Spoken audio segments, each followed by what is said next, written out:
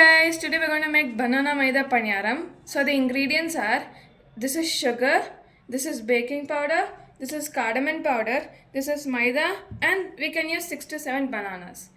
So now we have mashed 6 to 7 bananas and we're going to add all of these together. Now we're going to add maida in.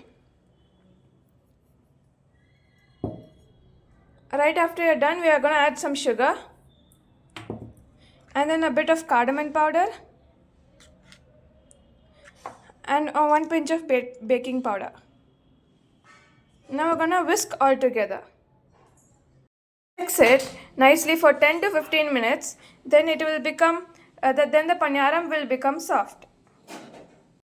Now we heat the oil, and after the oil is heated, we pour the batter. Now once the oil is heated, we pour in small amounts of batter.